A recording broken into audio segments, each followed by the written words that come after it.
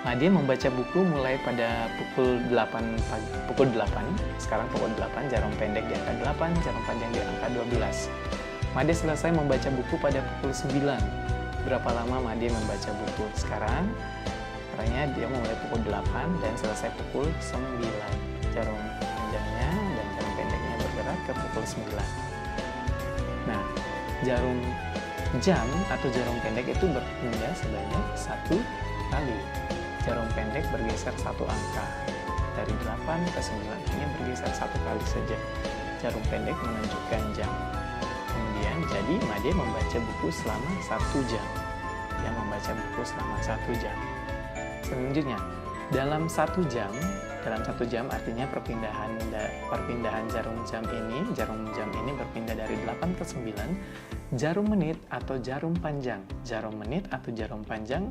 bergeser sebanyak 60 kali atau 1 kali putaran penuh. Jadi jarum panjang ini bergeser 60 kali. 1, 2, 3 sampai 60 kali baru jarum jamnya ini bisa berpindah dari jam yang satu ke jam yang lain. Oke. Jadi 1 jam itu sama dengan 60 menit karena ini berpindah hanya 1 kali. Sementara jarum panjang harus berpindah sebanyak 60 kali. Nah, contohnya seperti ini. Ini jarum jamnya akan berpindah ke 9 ke 10. Jarum panjangnya harus bergeser sebanyak 60 kali atau 1 kali putaran penuh. Maka dikatakanlah 1 jam sama dengan 60 menit. Contoh selanjutnya,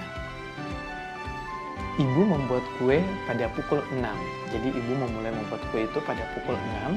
Ibu selesai membuat kue pada pukul 8. Itu selesainya katanya pukul 8 ya. Jadi pukul 6 ke pukul 8. Sekarang jarum jamnya ini berpindah berapa kali? 1, 2 kali berpindah. Berarti lama kegiatan ibu atau lama ibu membuat kue adalah 2 jam. Selanjutnya, 1 jam ditambah 1 jam. Kita mau merubah ke menit. Berapa lama ibu membuat kue dalam satuan menit? Nah, 1 jam itu kan sama dengan 60 menit. 1 jam itu sama dengan 60 menit. Sekarang 60 menit tambah 60 menit sama dengan 120 menit. Atau 2 jam sama dengan 120 menit. Lama kegiatan dapat ditentukan dengan mengurangkan waktu selesai dengan waktu mulai. Waktu selesai, ya, lama kegiatan itu dapat ditentukan mengurangkan waktu selesai dengan waktu mulai.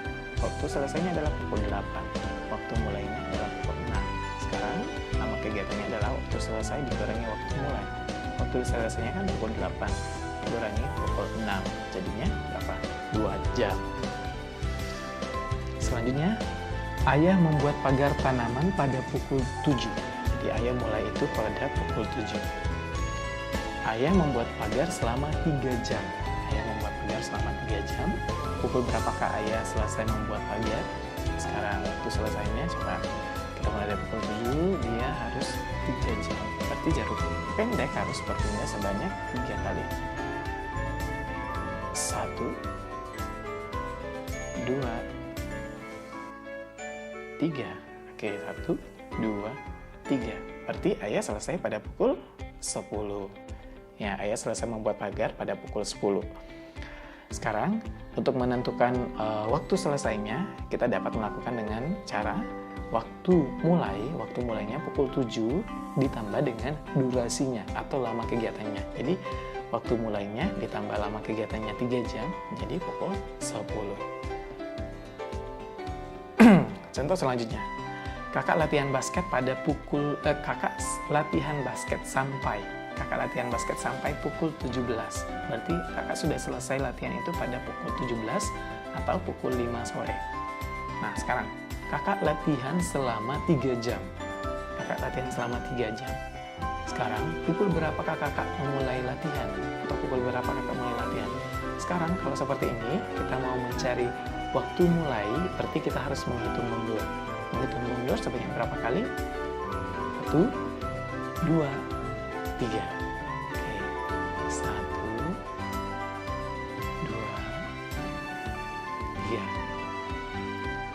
Berarti kakak selesai pada pukul 2 siang atau pukul 14. Kakak selesai latihan pada pukul 14. Atau bisa kita untuk mengetahui pukul berapa kita memulai, pukul berapa suatu kegiatan dimulai, bisa diselesaikan dengan cara waktu selesai dikurangi dengan lama kegiatan. Contohnya tadi waktu selesai kan pukul 17, dikurangi lama kegiatan 3 jam, nah berarti pukul.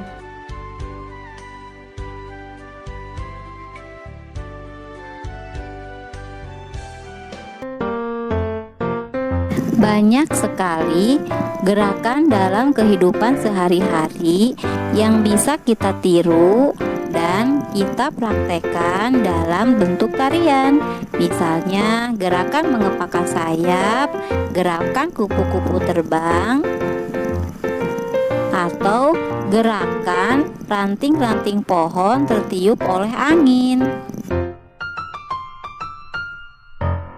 Gerakan posisi berdiri dan jongkok pada saat kita membersihkan figura foto juga bisa dipakai posisi dalam sebuah tarian, yaitu posisi tarian berdiri atau posisi tarian jongkok, atau bisa dikombinasikan berdiri dan jongkok. Setelah kalian mengetahui posisi dalam sebuah tarian, kalian juga harus mengetahui perpindahan langkah dalam sebuah tarian atau disebut dengan pola lantai, yaitu 1. Pola lantai lurus ke samping atau horizontal. 2. Pola lantai lurus ke depan atau vertikal. 3. Pola lantai huruf V. 4. Pola lantai melingkar. 5. Pola lantai serong kanan. Dan 6. Pola lantai serong kiri.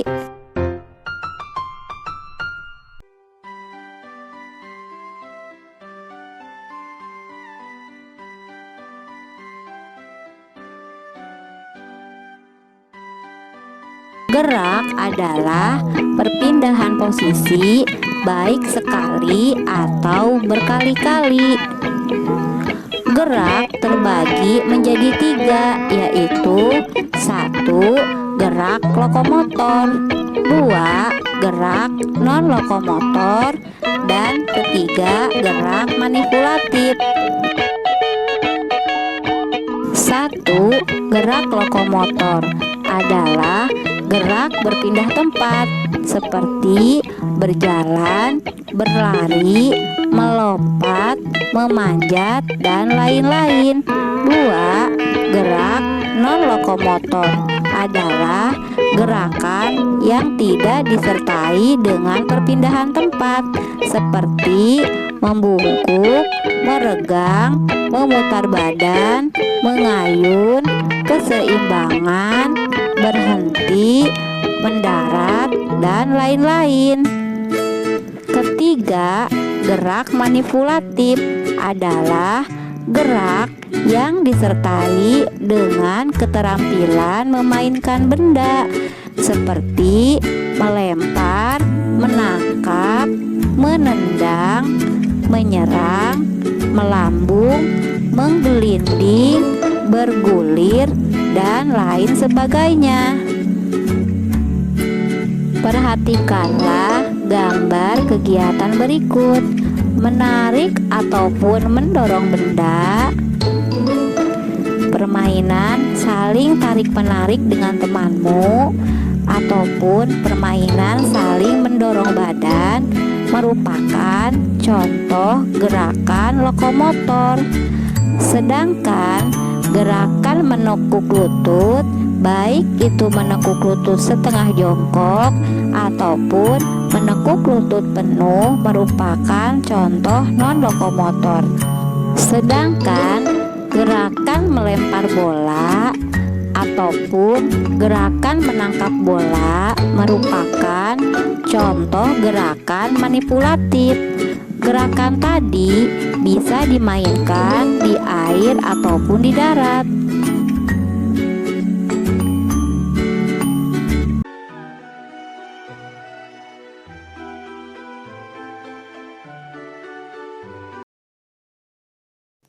Bersatu.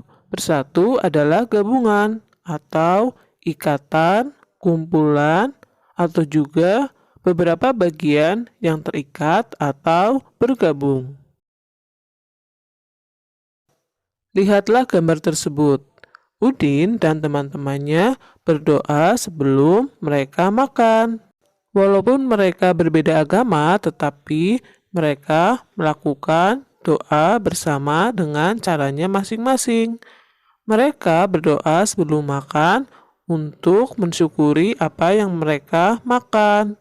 Dan berdoa merupakan salah satu pengamalan Pancasila, yaitu sila yang pertama. Berdoa merupakan ajaran setiap agama. Walaupun agamanya berbeda-beda, tetapi mereka tidak saling memaksakan. Semua berdoa sesuai dengan ajarannya masing-masing. Kegiatan mereka mencerminkan hidup rukun dalam keanekaragaman. Hidup rukun adalah wujud dari persatuan dalam keberagaman. Keberagaman dalam keluarga. Hati-hati ya nak, jangan sampai terjatuh. Kalau terjatuh bisa terluka. Jam dindingnya pun bisa pecah. Iya ya, aku akan berhati-hati. Pegang mejanya yang kuat ya ayah. Aku dan keluarga kerja bakti bersama. Aku juga dibantu oleh teman-teman. Kami membersihkan perabot rumah tangga. Perabot rumah tangga yang bersih menjadi tahan lama. Ini adalah gambar Udin dan anggota keluarganya sedang membersihkan rumah. Udin dan keluarga itu berbeda, antara lain jenis kelamin dan juga umur. Tetapi walaupun beragam, mereka tetap bekerja sama di rumah. Itulah contoh wujud bekerja sama dalam keanekaragaman di lingkungan rumah.